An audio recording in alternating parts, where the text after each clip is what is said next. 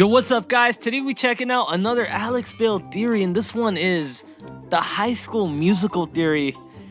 And it's crazy, yo. I never thought Alex would go from Blue's Clues to SpongeBob to Magic School Bus to now this.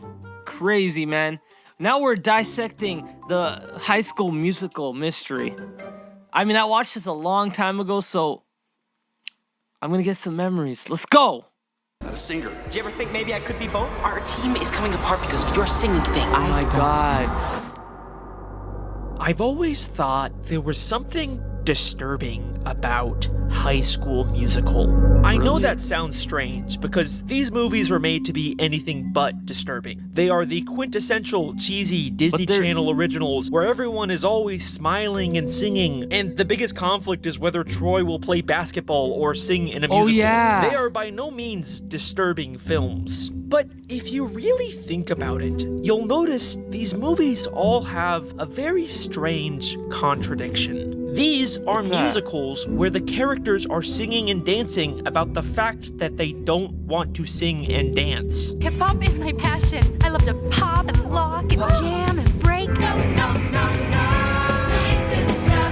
Oh my god. There are scenes where Chad tells Troy he shouldn't sing, immediately followed by Chad suddenly breaking into a giant choreographed song and dance. So, dude, you know that school musical thing? There's a tree you get Yo, extra credit for no auditioning. Who way. cares? You ever think LeBron James or Shaquille O'Neal auditioned for their school musical? I gotta get my head in the game.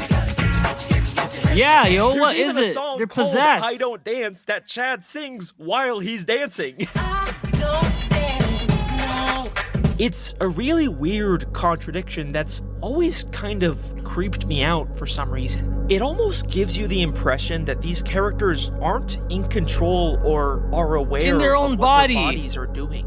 But obviously, we're not really supposed to question the logic of these songs, because that's just kind of how musicals work. These are just fantasy, non-diegetic songs that only we, the audience, can see. There's nothing strange about them. So I tried my best to just ignore the creepy feeling I got from these movies, but the more I rewatched them, the more I couldn't deny that there was something very wrong with the students at East High. I believe that behind the smiles and the singing is a very dark secret about this school.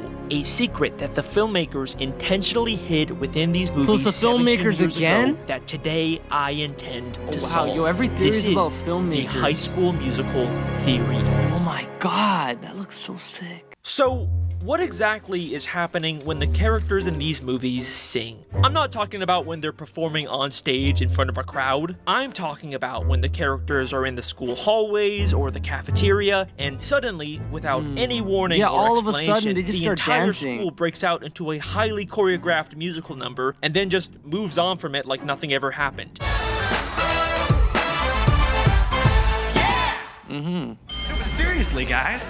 This summer I gotta make bank. Like, what's really going on here? Are the characters aware of the fact that they just sang an I don't entire think song? they are. Was this an impromptu flash mob that they planned? Or No, is it a dream? obviously not. We're supposed to assume that these are just fantasy sequences that only we, the audience, can see. Or that's what I originally thought. But then I took a closer look at these musical numbers and I started to notice a very strange pattern. In the first High School Musical, Gabriella is the new girl at school, and the first time she experiences one of these spontaneous musical numbers is in the Stick to the Status Quo song in the cafeteria. Now, Gabriella doesn't enter until about halfway through the song, but she has a very interesting reaction to it. Yeah, yo, she's like, what is going on?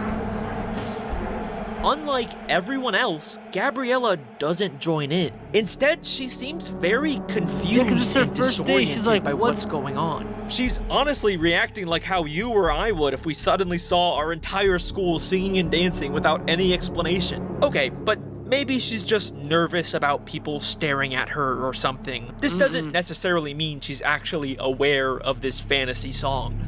But this isn't the only time where something like this happens. In High School Musical 2, when Troy starts dancing in Work This Out, look at everyone's initial reaction. Yeah, everyone's like, For a what's moment, going they're all on? like, whoa, why the hell are you dancing, Troy? At first, they are confused by the nature of these spontaneous songs before they all magically join in too. And if you still don't think that this is weird, then let me show you one final example that can't be explained away so easily. An example that legitimately creeps me out every time I see it. High School Musical 3 once again has another big cafeteria musical number with Sharpay and Ryan. Imagine having everything we ever dreamed. Don't you want it? Maybe. Can't you see it? Looks like And Macaulay there's Culkin initially a little nothing bit. strange about it, until when the background students suddenly join in on the song without any explanation. Look closely at Ryan's reaction. He's like, what's going on? Where are these people coming from? How did they know? Why are they dancing like? It's very easy to miss with Sharpay in front of him, but Ryan is clearly extremely confused by the other students suddenly dancing around him. Unlike the other examples, there is no other possible explanation here. In this moment, Ryan is 100% aware of the fact that he is experiencing an unexplainable, spontaneous musical scene, and he looks deeply disturbed by this. Yeah, yo, look at him. This is a very intentional choice by the filmmakers. They are directly telling us that we should be questioning the logic of these musical scenes, which has some pretty disturbing implications about this world. Now, eventually Ryan does get pulled into the song like everyone else, but look at what happens after the song ends and we come back to reality. Is that a Mr. Beast? It's ours, Ryan.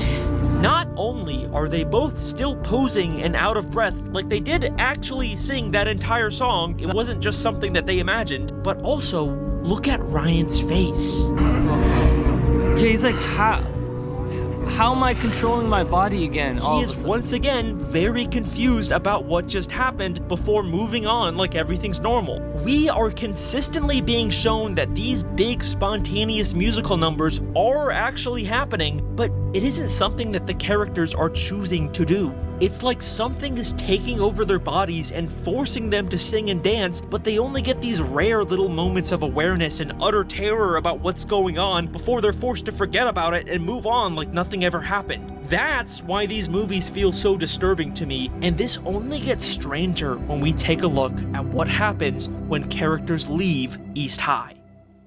Sharpay has always been in the spotlight, but to follow her dream, she'll take on her toughest role yet.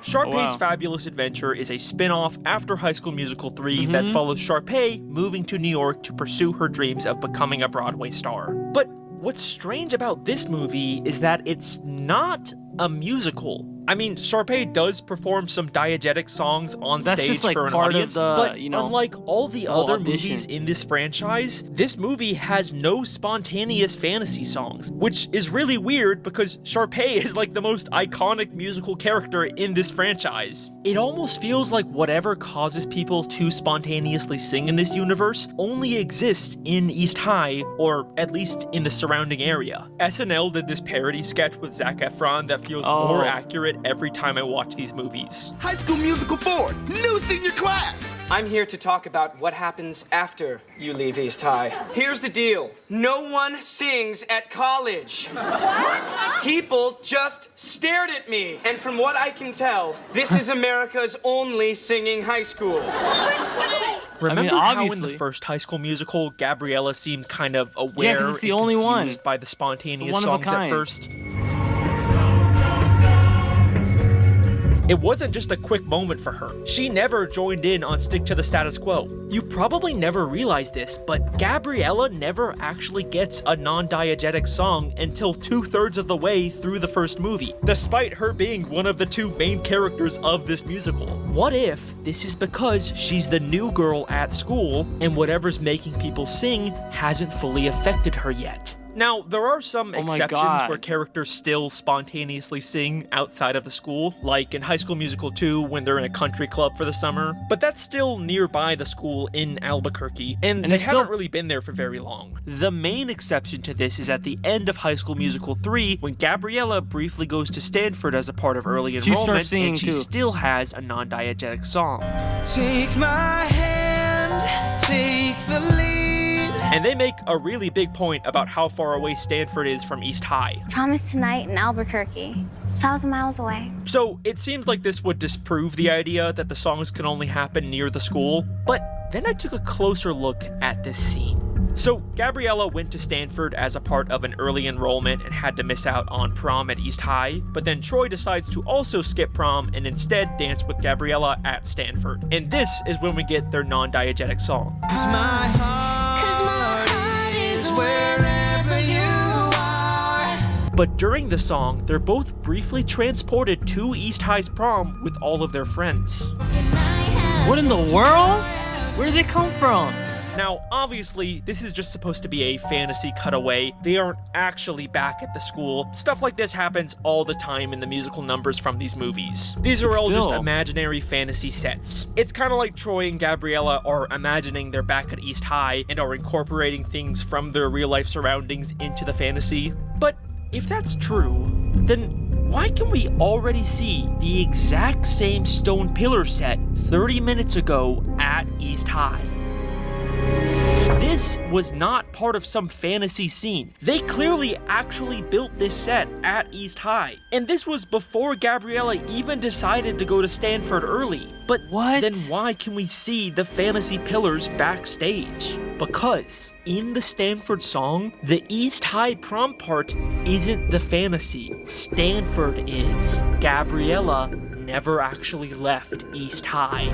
We are shown time and time again that these spontaneous musical numbers can cause vivid fantasy hallucinations of other places. So I think that whatever's causing Gabriella to break out into song also caused her to hallucinate going to Stanford, when in reality, she never actually left. You might be ready to say goodbye to East High, but East High's not ready to say goodbye to you. This honestly makes more sense than Troy being able to drive all the way to Stanford and back in time for the school musical with his piece of shit car that's constantly breaking down in this movie. Yeah. Push harder. Oh my god, that scene was crazy. And if my truck falls apart because I'm spending all my free time on stage, it's all your fault. Something at East High is manipulating all of these students, causing them to sing and dance and even hallucinate to the point where they can't even leave. But that brings me to the question that you've probably been waiting for me to answer. What exactly is causing all of this? Why does this school seem to have this strange power over all of the students? Yeah, and the spirit. And like, to where's be it honest, coming from? For the first time ever in one of these videos, I don't actually have an answer for you. I have 5. Yes, I have come up with 5 different possible explanations for the strange phenomenon going on at East High. For the first time ever, we are doing an official Alex Bale theory iceberg, and you get to decide which one you like the best. And I'm going to be sharing each of them with you in order from sort of tame and realistic to completely batshit insane, crazy, and stupid. Some of these are going to be a little more in-depth than the others, and some of these are just going to be kind of fucking crazy, so, you know, just mentally prepare yourself for that. Without further ado, starting with the very tip of the iceberg, here is the most boring, tame, believable theory I can come up with. It still looks scary. This is all just lazy writing and coincidences, and I'm overthinking little things that actually mean nothing. This one's probably the correct answer. I mean, this is probably the correct answer to all of my theories, but, you know, that's no fun, and you're not watching a YouTube fan theory for the, you know, the boring, realistic answer, so, but you know, let's just think move it's on from not this one. I'm not actually boring. counting this as one of the 5. Oh, wow. The mass hysteria theory. I've had this theory planned for a while, but fucking Danny Gonzalez kind of jokingly beat me to it first, so I don't know. Go check out his video. It's very funny. In 1518, Strasbourg, France, a woman named Frau Trophia walked into the streets and reportedly started silently dancing without any explanation. Soon, other people began to join her, and over the next couple of weeks, hundreds of people all began uncontrollably silently dancing with no explanation or way to stop. Many collapsed from exhaustion, and some even reportedly died from heat stroke. This became known as the Dancing Plague of 1518, and it is believed to be one of the most infamous cases of mass hysteria in history. The leading theory behind why this happened is because of extreme stress from famine and diseases at the time, but mass hysteria is something that still happens in many different forms to this day, even to students in high school. Could mass hysteria be responsible for dozens of high schoolers' unexplained hiccups? Health officials say 12 girls from Leroy Junior-Senior High School have exhibited similar symptoms. A doctor treating them says they suffered from conversion disorder, a very real condition resulting from trauma or stress. In the Leroy case, most of the sufferers attend the high school and junior high school there. So maybe it's as simple as the stress of being in high school and the pressures of conforming to the status quo was enough to cause a mass hysteria at East High that resulted in students spontaneously breaking out into song and dance. I think this is a very plausible explanation for what's happening in these movies, and it really ties in well with the core conflict these characters are facing. And if mass hysteria is this low on my iceberg, then you know these next theories are about to get really weird. The Zeke theory. Okay, let's see what Zeke has under his sleeve. I think Zeke is up to something. Zeke is one of the basketball side characters, and his whole thing is that he secretly loves to bake, but no one at school accepts that about him, at least until the end of the first movie. I bake. What? I love to bake. He's a nobody, bro. Even apple pandowdy. There's not a ton to his character. He's just kind of the funny food guy. He's always giving people stuff he baked. I baked these fresh today. Oh, wow. I baked you some cookies. Hey, ladies, you guys want a cupcake? But the one strange thing that I noticed about Zeke is his relationship with Sharpay. So Zeke has a crush on Sharpay, and he tries to ask her out. Hey, Sharpay. Well, I just thought maybe you could watch me play ball sometime or something. And she fucking hates him. I'd rather stick pins in my eyes. Evaporate, tall person. But then he bakes her some cookies, and she suddenly has a very different reaction. These cookies are genius. The best things I've ever tasted. Gold What's digger. he putting in those cookies? Okay, well, whatever. That's kind of weird, but, you know, it's just a typical Disney Channel gag. But then, by the next movie, Sharpay completely forgets about Zeke and moves on to being obsessed with Troy. Troy, Sharpay. Sharpay, Troy. But then Zeke gets a job as a chef, and he's really excited to be working near Sharpay. Chef Michael's gonna teach me the art of Austrian flake pastry. And Sharpay's gonna be where I work every day. I think we can assume he's probably giving her food again. And then, at the end of High School Musical 2, she's kind of all over him again. It's gotta be what's in the potentially cookies. a pattern here. Then, in High School Musical 3, there's a deleted scene where Zeke is gonna ask her to prom, and once again, he's planning on bringing her more cookies, but then Jason takes them away, and all of a sudden, he seems kinda nervous. Yeah, she's gonna listen to me. And listen good. You got this. Now give me the cookies. You don't need these. Go on, get in there. No, you're empowered. You got these. No. Zeke seems to really believe that the cookies are necessary to get Sharpay to go to prom with him. And it turns out he doesn't need them, but the very first thing Sharpay says is... Hey, Sharpay. Zeke, cookies? Huh. Interesting. Reminds me of Also, Family later, Guy, he when finds that- out Jason ate that the kid cookies is like, for "Cookies?" Sharpay, and he is very concerned. Where's my cookies? You ate all the cookies? Those were meant for Sharpay, not you. Those were apparently only for Sharpay, and now he's concerned about Jason, who later, during graduation, jumps on him in a very similar way to Sharpay. Wow, that's kind of weird. Those were meant for Sharpay, not you. So, what exactly is Zeke putting in these cookies? And look, I'd be willing to just call this a weird running gag with some maybe uncomfortable implications, but it's not just Sharpay that Zeke manipulates with his cooking. In the first movie, all the basketball boys sort of trick Troy and Gabriella into breaking up, and later they feel bad about it and decide to confess what they did to Troy. Gabriella won't even talk to me. And I don't know why. We do. But look at what Zeke does first. I baked these fresh today. You probably want to try one before we tell you the rest. He gives Troy cookies so that he won't be mad, and it works. Troy is never shown to be even a little upset that they caused his breakup. Zeke's cooking clearly has an effect on people, and he is constantly I need feeding some of those everyone cookies in too, these man. movies. I'm good for a poolside picnic. What do you say? Zeke even made desserts. They're cooling. I'll let you know when they're ready. Now out of my kitchen, miss. Hey, ladies, you guys want a cupcake? I bet you those cookies that are always left out in Troy's house were made by Zeke. There's even this weird offhand mention from Troy in the first movie about having trouble remembering the previous night. Do you remember the night before? Not at all. All I remember is like pink jelly.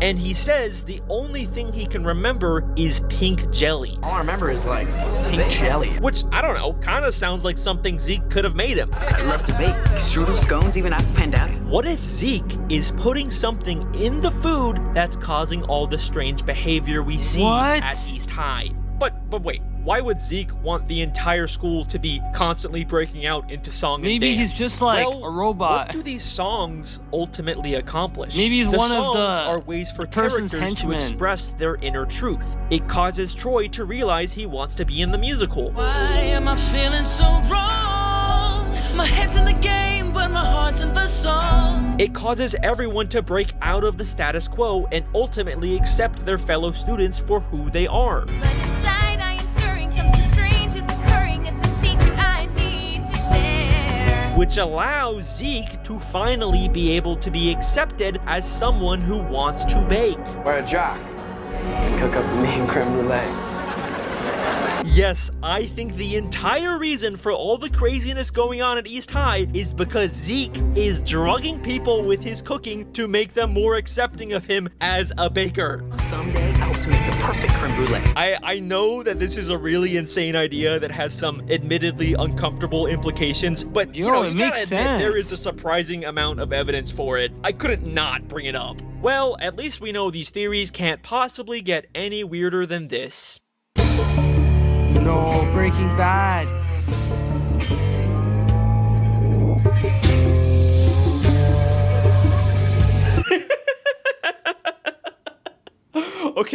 Okay, wait. Just hear me out.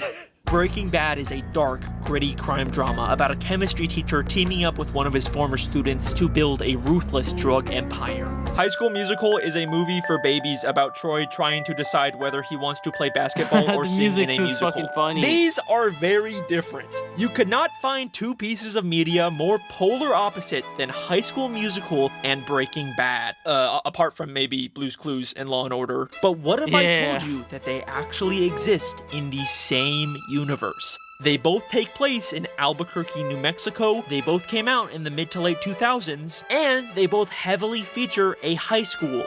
This is sort of a meme that's gone around the internet for a while because of these weird similarities. Even Mr. Matt Pat Film Theory, before he retired from YouTube, tried to make a theory about it. And you know, as hard as I tried, I couldn't figure out how to prove that High School Musical was in the same universe as Breaking Bad. Yeah, I'm pretty sure that's actually the reason why Matt Pat retired.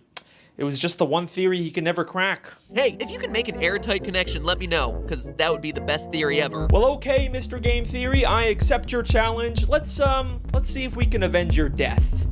So, with all the strange behavior and hallucinations in High School Musical, there is clearly a possibility that everyone is being drugged. But what if instead of Zeke being behind it, everyone instead got hooked on a new popular drug that's going around town, Heisenberg's signature blue meth? What? This is pure glass. This is art.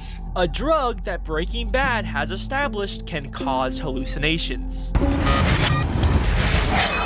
So that's probably what's in the cookies. And here's something I bet you never realized. Breaking Bad is also technically a musical. Is it? One of the episodes opens with a random band recapping the show's plot in the desert, and it's never acknowledged again.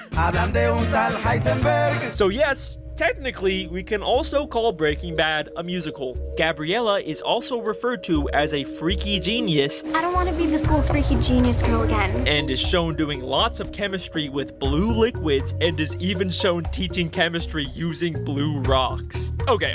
But these are just, cute little connections. None of this really definitively connects these two worlds. It's gonna take more than that to avenge Matt Pat. Well, let me ask you a question that you've probably never really considered. what is the musical in High School Musical actually about? You might be surprised to hear that we never actually get to see the school musical that Troy and Gabriella auditioned for in the first movie. The movie just literally ends with them at the callbacks. All we really know about the actual musical in High School Musical is that it was written by Kelsey, it's called Twinkletown, and we get to hear a few songs from it. I've been looking for.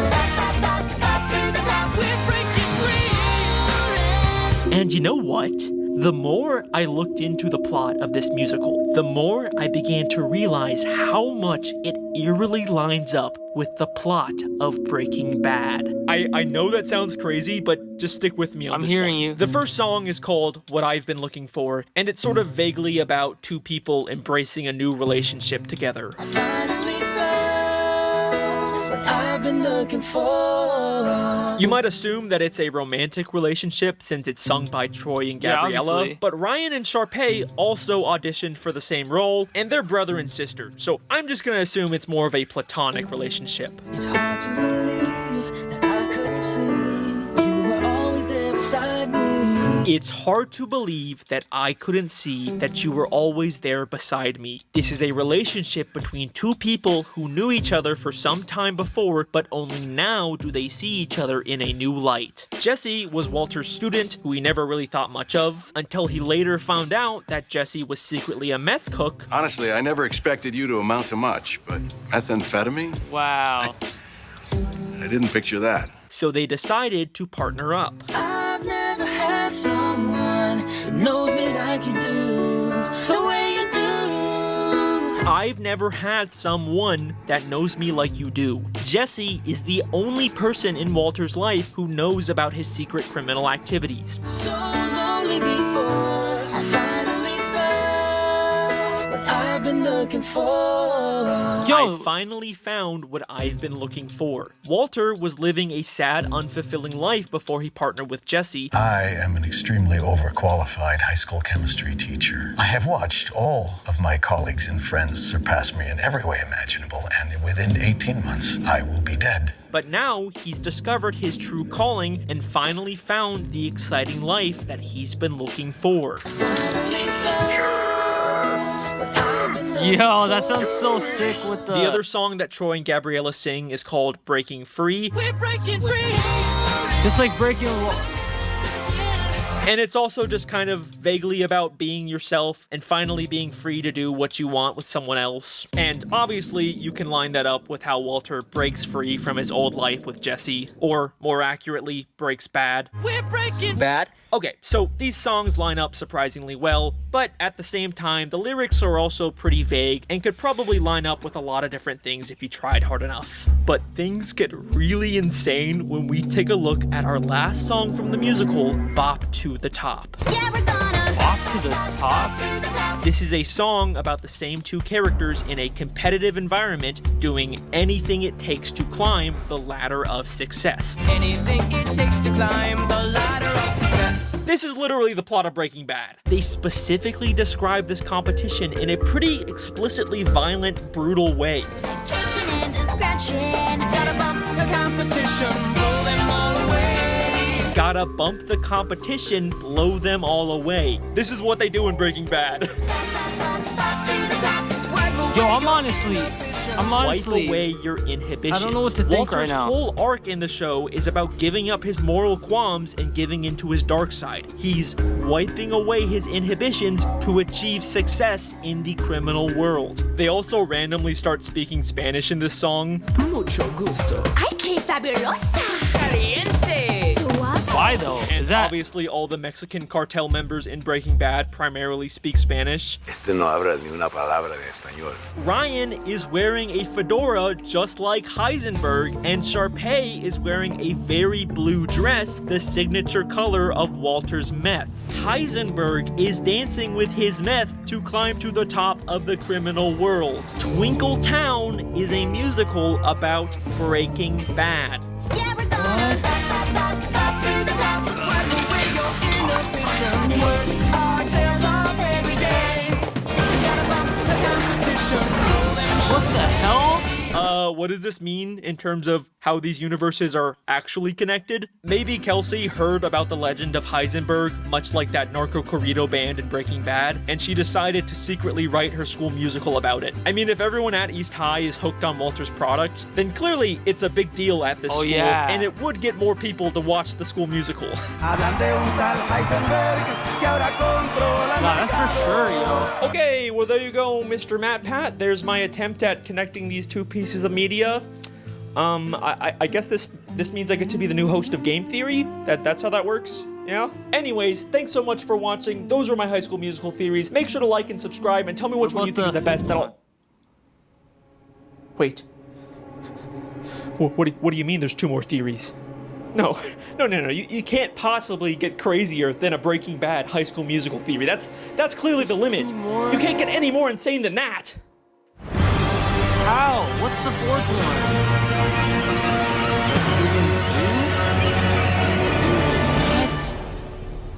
I will now try and convince you that East High is not actually a high school, but in fact is a human zoo where scientists are secretly watching and experimenting on these students. Yes, what? I know that is the stupidest thing I have ever said, and yes, like always, I am actually being serious. Okay, so where do we even start with this? In the first High School Musical, Sharpay and Ryan are in the school library, and they're researching the new student at their school, Gabriela Montez. There's something freaky about her. Where did she say she was from? They search her name on the internet, and the first 2 results tell them that Gabriela was an extremely smart student from out of town who's won a bunch of academic awards. Wow, an Einsteinette. But we can also very briefly see a 3rd result that reads, Gabriela, San Diego Zoo's new chimp, scientists set up real-time habitat cam. Now, at first, there's nothing all that strange about this. They searched up the name Gabriela, so they're obviously gonna get some irrelevant results about other things with the same name. No big deal. But what's weird is that this is a result about the San Diego Zoo, the same city that we can see Gabriela originally came from. And that's strange because they didn't search up anything about San Diego, they just searched Gabriela's name. The fact that it's from the same city is seemingly a total coincidence. But then there's also the fact that it's about a new chimp at the zoo at the exact same time that Gabriela is a new student at East High. Okay, that's 2 strange coincidences, but whatever. Gabriela's obviously not a chimpanzee, and this school is obviously not a zoo. I mean, this is too stupid of an idea to even think about. But then I did think about it, and I kept noticing more of these weird coincidences. At the start of the first movie, listen to what Taylor says when she first sees the basketball guys.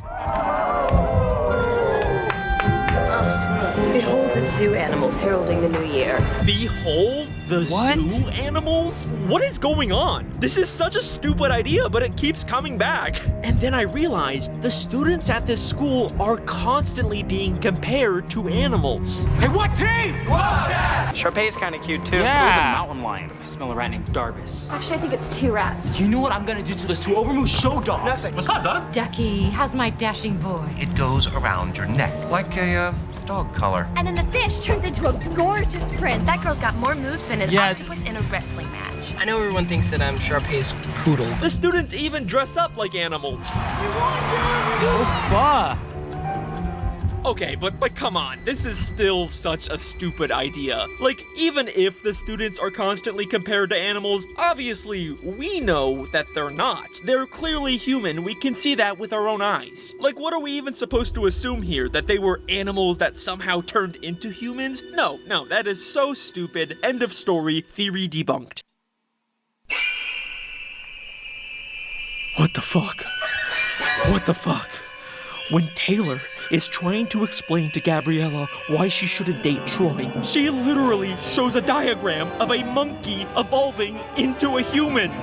From lowly Neanderthal and Cro-Magnon to early warriors, medieval knights, all leading up to Lunkhead Basketball Man.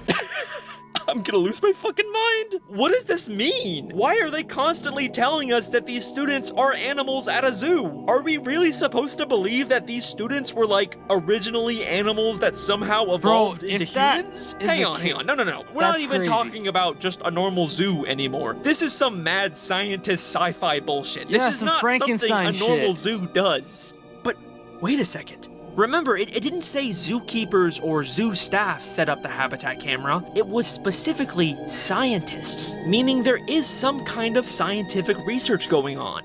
Okay, you know what? Fine, whatever. I am going to entertain this stupid idea. Here's how I think this could work.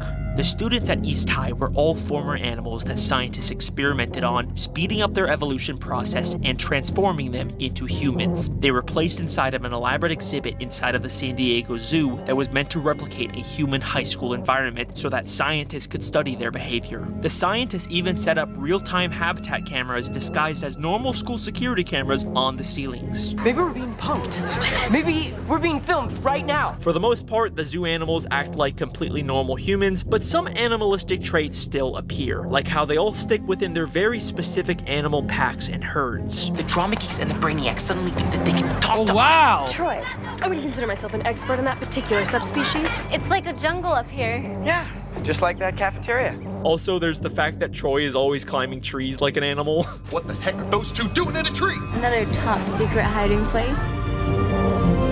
And what is it with you and trees? I guess I see things more clearly from up here. But what exactly are the scientists trying to achieve with these experiments? Why turn animals into humans and put them inside of a fake school? Well, to answer that, I think we need to take a closer look at Taylor McKessie. If this theory is true, then Taylor seems like the one character who would be aware of it. Behold the zoo animals heralding the new year.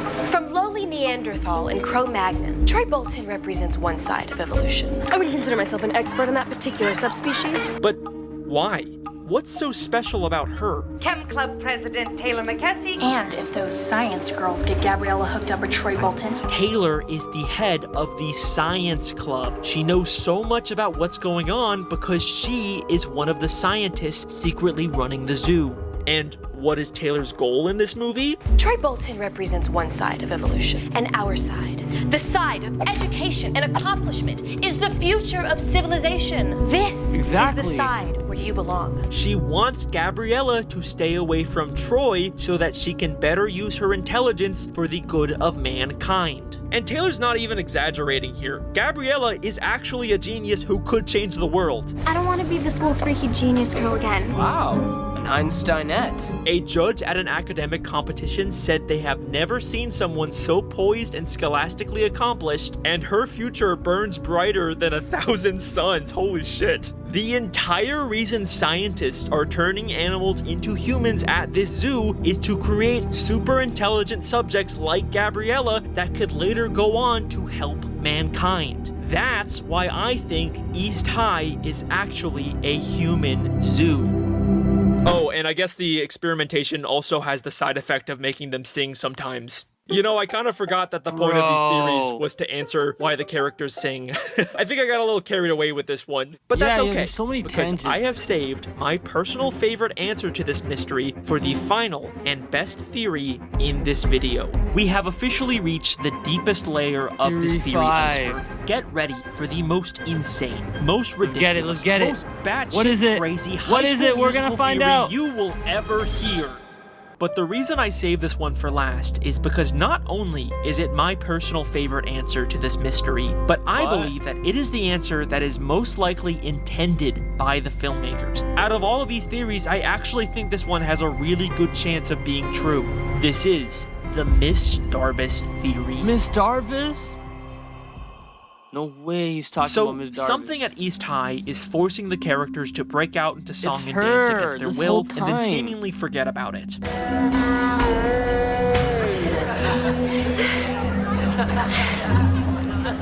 But what is actually the point of these fantasy musical numbers? They cause characters to express their inner truth. And now suddenly people are confessing. Inside I am stirring, something strange is occurring. It's a secret I need to share. Troy sings about his secret desire to be in the musical. Zeke admits he loves baking. Chad comes out of the closet. The singing forces them to confess their inner truth, and it ultimately helps them discover who they really are. And you know who's constantly talking about this exact same thing? Miss Darbus. Yeah. Miss Darbus is East High's drama teacher, and she is constantly talking about how the theater and the musical arts can help kids express themselves. This is where the true expression of the artist is realized, where inner truth is revealed. The stage can be a wonderful partner in the process of self-discovery. This is where inner truth is revealed. It's a wonderful partner in self-discovery. Doesn't that sound exactly like what's happening to these students? And she even talks about the theater like it has some kind of supernatural divine power. Proximity to the arts is cleansing for the soul. The theater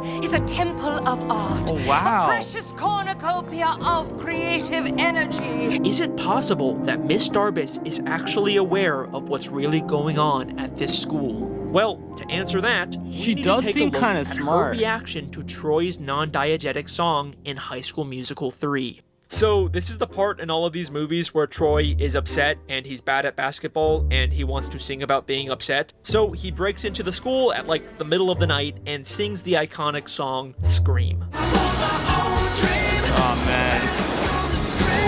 This is clearly supposed to be a non-diegetic fantasy song where Mr. Beast basketballs song. appear out of nowhere and the hallways literally turn upside down, and it ends with Troy back in the school's theater. Wow, what the hell? What the hell? Holy shit! Troy realizes Miss Darbus is also there, and they have this very interesting exchange. And the reason for your visit is? I don't know. I feel like this is a good place to scream? Or just to think. Miss Darbus says that Troy came here to scream, clearly referencing the song he just sang. But then Troy corrects her and says, no, I was just thinking. This is a good place to scream? Or just to think.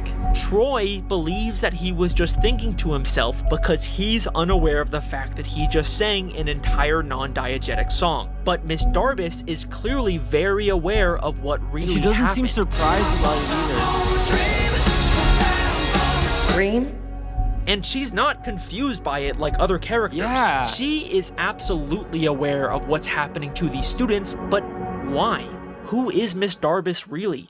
Well, that's a tough question to answer, because we don't ever really get any of her backstory, except for maybe the occasional vague one-off line. Better to consider opportunities now than in 10 years when life may limit your choices. What? Better to consider opportunities before life limits your choices. Kinda sounds like she's maybe talking from personal experience. Did something happen in her life that limited her choices? Maybe she wanted to be a Broadway star, but then got stuck as a high school drama teacher. I don't know. I mean, like I said, it's hard to really understand Miss Darbus because we don't ever get to see what her life outside of East High is like. Trust me, I've rewatched all of her scenes many times, and I've never really found anything that was useful.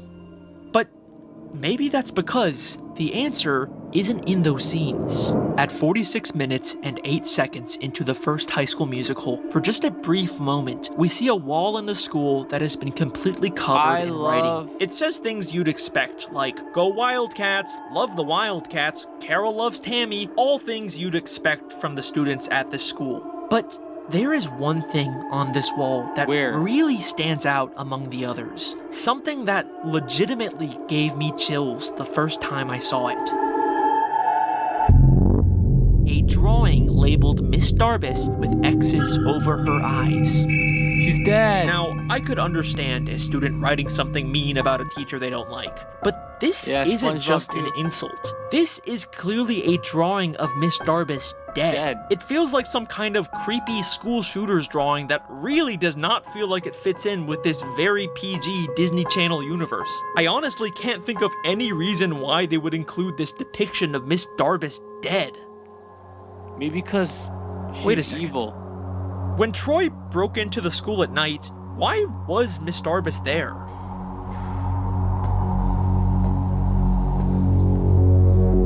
Maybe Miss D? She claims claims it was to get some schoolwork Maybe done, Troy but like, drew this why is she drawing. working on it in a very dark theater as opposed to, I don't know, her house? And look at how creepy she looks, just sitting there in the dark, secretly watching Troy. It's also weird that she just happened to be there on the one night Troy decided to break in. You know, come to think of it, it's not just that we never hear about Miss Darbus's life outside of the school, it's that we've never even seen her outside of the school grounds. Hang on, is Miss Darbus like a ghost? No, that's stupid. But wait, this isn't even the only time she's just magically appeared in the theater. The first time Troy and Gabriella try to audition for the musical, she tells them that they're too late, and we see her leave. Perhaps the next musicale. Troy and Gabriella decide to stick around and sing the song anyways, but then afterwards, Miss Darbus just appears in the theater again and acts like she heard the whole thing. Maybe she never left. It's nice. Bolton, Montez, you have a callback. What? We saw her leave. We could even see while they were singing she was not there. But then a whole 2 minutes later, she just suddenly appears again, acting like she heard the whole thing. Look, we could even see that her appearing scares the other students. Bolton, Montez. Yeah. She also has a very similar moment to this in the beginning of High School Musical 3. Well, how much time will it take? Yeah, and what the heck is the show about? You, Mr. Danforth. Yeah, they're all scared Like 5 seconds ago, we could see she was clearly not there. My favorite of these moments was in the cafeteria in High School Musical 1. After Gabriella accidentally spills her lunch on Sharpay, she just suddenly appears again. You do not want to get into that, man. What is going on here? It's like a jump scare. Ah! Life limited Miss Darbus's choices. She's always at the school, always suddenly appearing out of nowhere. There's a drawing of her dead. She even talks like she's from a much older time. Perhaps the most heinous example of cell phone abuse is ringing in the theater. What temerity! And she hates any new modern technology. Was that a cell phone? No, ma'am, that was the warning bell. This perfectly explains why everyone seems to have this supernatural musical spell over them that only she is aware of. Miss Darbus is a ghost that is haunting East High, and she is forcing these students to sing about their inner truth in order to help them discover who they really are. But let's hang on a second. The High School Musical franchise is just a bunch of grounded movies about kids in high school. There are no explicit supernatural elements in them. I don't think I can honestly claim that there's this secret, intentional, underlying message about ghosts haunting the schools in these movies. What?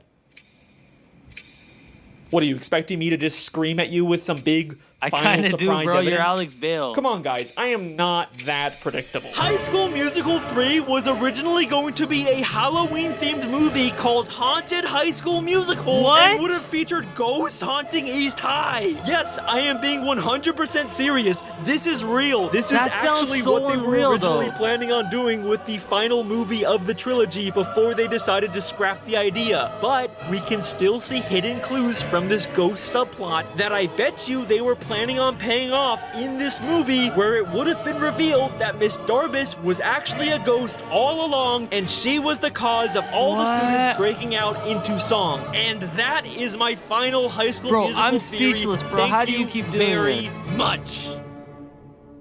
Wow. Also, they would have revealed that the school is actually a human zoo inside of Breaking Bad. Okay, bye. Nah, not that. All right, bro. That is a video. The High School Musical mystery. Damn, that was a long one, man. I'm already sweating. But yo, that was crazy, man. My favorite theory gotta be the ghost one. I can't lie. And that one theory, the Breaking Bad theory, was pretty good. But nah, this one, the ghost one, is actually pretty nice. But yeah, I'm gonna rate this an 8 out of 10. I am convinced in some of these, especially the ghost one. The Breaking Bad, I mean, you can find connections with a lot of different shows. I mean, they've done it before with Blue's Clues and what's that show called? Yo, I can't think of it. Law and Order. Yeah. But yeah, that is the High School Musical mystery by Alex Bale. Let me know what your thoughts are. Make sure to like the video, and I'll see you guys in the next one. Peace out.